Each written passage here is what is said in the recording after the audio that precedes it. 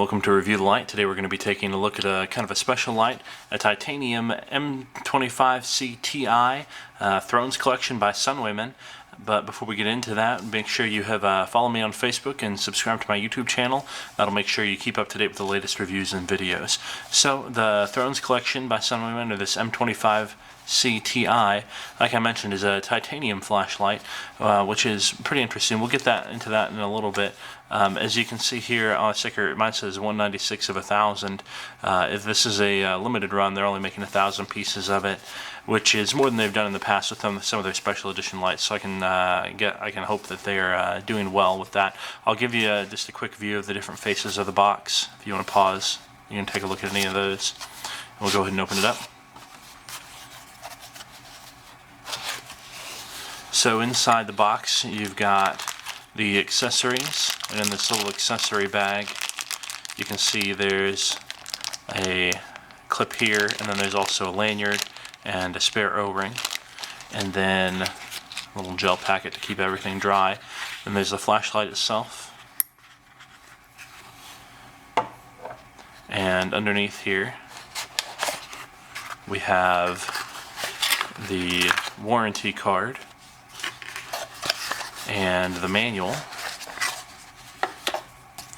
I'll open the manual briefly, and again, if you want to take a closer look at anything, just feel free to pause it. And that's the manual there. So the M25C Ti is a pretty nice looking flashlight here. So if you're not really familiar with titanium as a material for tools and such, I'll just give you a quick rundown. It's a highly desired material, kind of a high-end, it's considered more exotic metal, but the main thing to know about it is that it is its strength per pound is greater than that of steel. So you can have a very strong device that is made from less material than it would require of other metals. So you can basically make parts really thin and have them be just as strong as if you were using some other metal. Or conversely, you could choose to keep the same dimensions of your materials and just have it be much stronger than if it were made out of some other metal.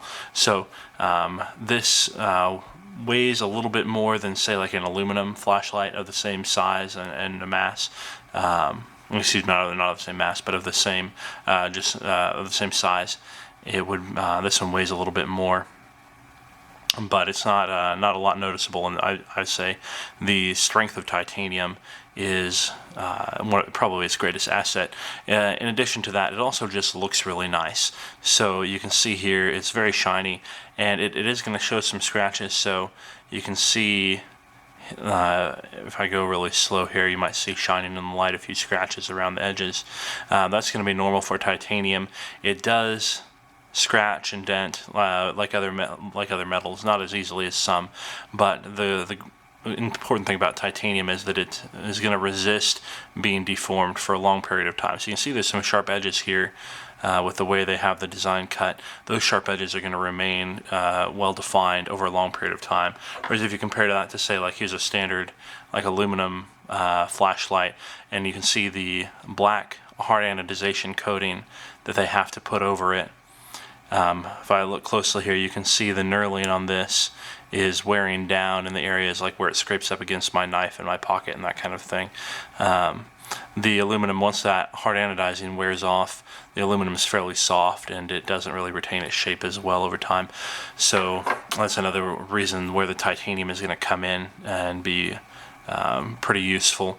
And yeah, so also it just looks really nice, which in a kind of collector's piece like this light is obviously a great asset. So you can see one of the things I really appreciate about Sunwayman is they make their flashlights with a lot of style. So this is just a really nice looking flashlight. It's not plain, it's not boxy or ugly. It's got some smooth lines, and it's got some kind of bold accents here, and just a lot to appreciate about this. Even this knurling pattern, you can see instead of just being a rectangle of knurling, they kind of have it tapered off at one end.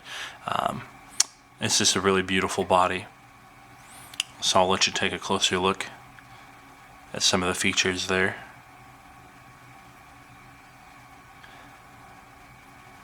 And then here at the tail section, you can see we've got a little hole cut out of this ridge where you can attach a lanyard to that clip. It's a nice design because even when that lanyard is attached, you'll still be able to do a nice solid tail stand there. That's always a feature I like to look for.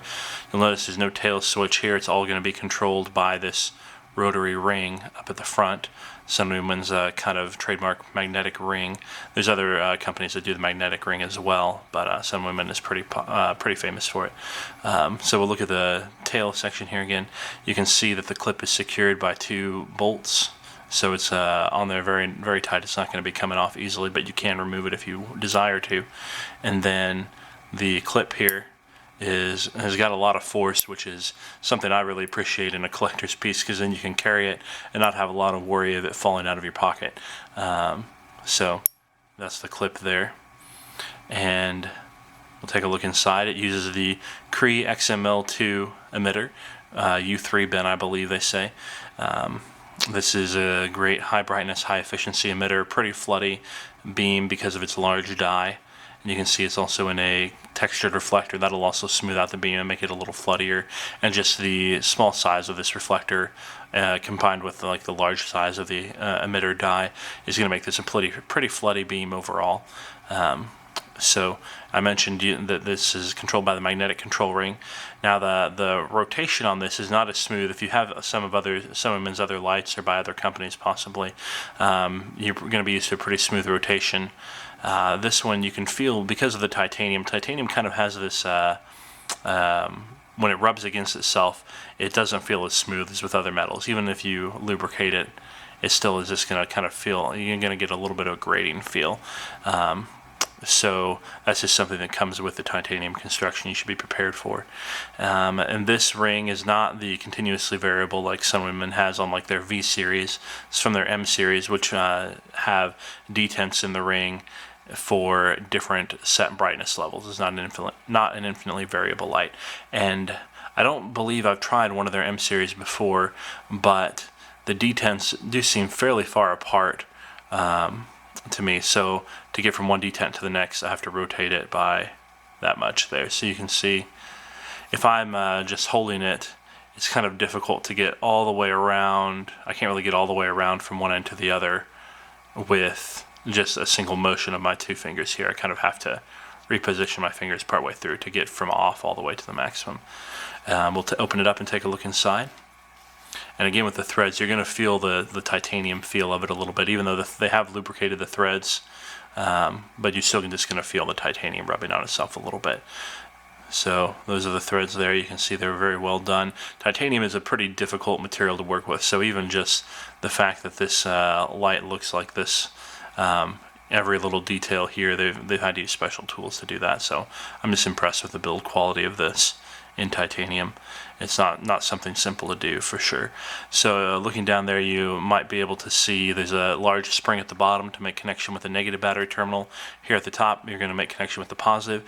This positive terminal here is just slightly raised above this black plastic ring. So what that means is that if your battery has a flat top, completely flat, it's not going to be able to make contact with this very well.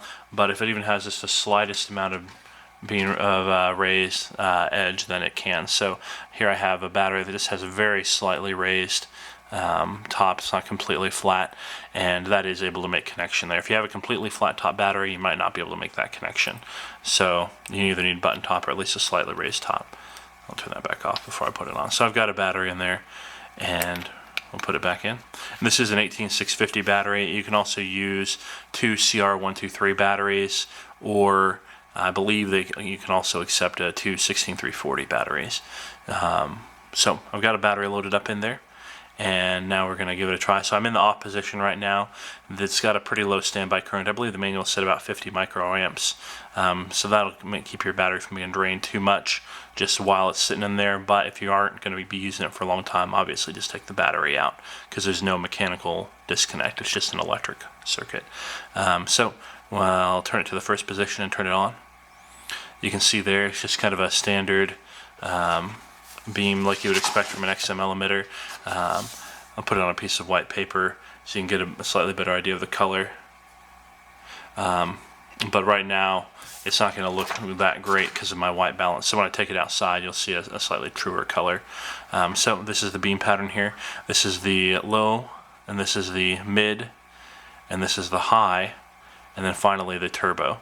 And the turbo is supposed to be about 1,000 lumens. I'll be testing that and putting that information in the full review, which, by the way, there'll be a link to that in the description when it's finished. So I'll run through those again. We've got the low, the medium, and the high, and the turbo. And I believe the turbo will stay on for about 3 minutes if you let it, and then it'll automatically drop back down to the high mode, which is what I expect from a turbo. So there's also some hidden flashing modes here that you access by turning it from the turbo or high mode left and then back right again, like down into the mid mode and then back to the turbo rapidly. So there you can see the strobe mode.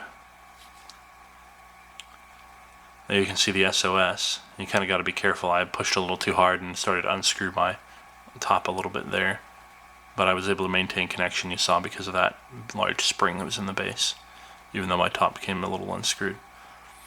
That's the other thing about titanium. It is able to conduct the oxidation layer that forms over it is conductive. So those threads, even if the threads are loose, see, I'll demonstrate here. I'm unscrewing it. It's pretty severely loosened here, but it's still, you can see, making electrical connection. The oxide layer that forms over titanium is conductive, so it's just another advantage of it. You don't have to put the kind of black non-conductive coating over it, and it'll still be able to conduct it through its surface there. So that's kind of a nice feature. So anyway, got distracted. That's the SOS mode, and then there's one more, the kind of location beacon mode that just does intermittent flashes. And again, those are just accessed by a quick twist one direction and then back the other. So that is the operation of the M25C Ti. Now hang around for just a second and we'll take it out back and give it a shot. Alright, welcome back to Review the Light. We've got the Sunwayman M25C titanium version back here in the backyard. We're going to fire it up and give it a shot in the dark. So here it is. This is the lowest output mode, the low mode. It's supposed to be about 30 lumens, I believe. So even on the lowest mode, you should be able to see pretty well the beam there and the hot spot, and even probably a little bit of the spill on your camera there. And there's my dog Hercules here to help out with the review. So you can probably see that even on the lowest mode. 30 lumens is pretty bright even for a low mode. And then I'll bump it up to the medium here.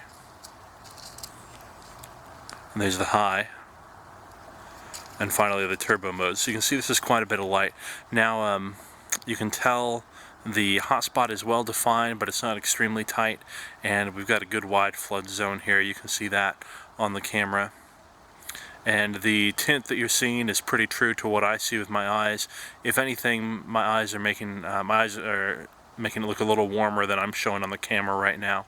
So one thing I didn't notice as I was doing the indoor review is that this the tint of this emitter, it seems to be definitely a neutral tint, and it could be a little bit warmer. I'd say it's on the kind of the cool side of the middle neutral, but it's definitely a neutral tint, definitely much warmer than the standard cool emitter. So for those of you that aren't familiar with tints of LED emitters, basically the modern LED emitters, they have a blue LED and they cover it with a phosphor that absorbs the blue light and re-emits yellow light. So the more that phosphor they put on, the dimmer the light gets, but makes the tint look yellower and less blue. So we call that warmer tint. So most LEDs you see are cool tints. This one's a neutral, so it's just kind of in the middle between cool and warm. So you can tell here it's got it's definitely not a thrower, but it's got decent throw just from the sheer output. I'm going to take you up and look at a tree up here. You can see it's got about, it's supposed to have about 1,000 lumens on the max output. I'll be testing that in the full review, like I said, but you can tell it is very bright. And another couple things I've noticed just in using it since I did the indoor review, the ring that controls the light, it's just really well designed. So on some control ring lights, the ring itself, I'll see if I can make Here we go. On some control ring lights, the ring itself is difficult to turn. This one is turns really smoothly. You can, again, like I said, you can tell it's titanium on titanium turning, but it's still really easy to turn. And those detents that you saw on the indoor review that are carved, or excuse me, those grooves carved into it, are very deep, which means my thumbs can get a real good grip on it. Even though it's kind of cold outside, I'm a little numb, but I can still feel that really well and get a good grip on it to turn the ring. So I appreciate that. Like I mentioned earlier, the distance between the notches, between the detents, is a little more than is really comfortable. I'd prefer if they were a little closer together. I do like the firmness of the detents. They're firm enough that just wiggling around of the ring, like in my pocket, or if I jostle it while I'm carrying it, doesn't switch from one mode to the next, but it doesn't take much pressure when I'm intentionally trying to switch. So I really appreciate that. Let's see if there's anything else. I'm going to be a little bit more picky about this light just because this is so close to what I would consider the perfect everyday carry or perfect EDC light that I'm going to mention some things. Like if I were to change it, I would say, you can tell, you can have a look here, see how the head is slightly larger than the body. It uses an 18650 battery, and that body is as wide as it needs to be. If it were me, I would make it a little bit thinner around the head so that the head was the same diameter as the body. That'd make this light really easy to EDC. Now I'm just, like I said, being extremely picky here because this light is so close to what I would consider the perfect EDC. And if there were anything other thing, I would make it just slightly warmer tint. I'm a fan of the warmer tints, and I feel like it makes it easier to it's just easier on the eyes and easier to identify what you're looking at. And if anything else, I might make it just a little bit floodier, possibly yeah, just a slightly floodier beam, which would come if we decrease the size of the head and the size of the reflector there. So overall, this is an excellent light. I've really enjoyed using it over the past couple of days and getting to work with it. Definitely a premium light. The Sunwayman is great at their attention to detail. When they designed the looks of this light and just its function, it's just an excellent light. And that's something I really appreciate about Sunwayman. They designed them to be functional tools, but also just really pleasant to use by their attention to detail. So it's been a pleasure to review this light. This has been the Sunwayman M25C Ti on Review the Light. Thanks for stopping by, and again, if you haven't yet, make sure you click this link right up here to follow me on Facebook, this one down here to subscribe to my YouTube channel. Keep up to date with all the latest reviews and videos. Thanks, and have a great night.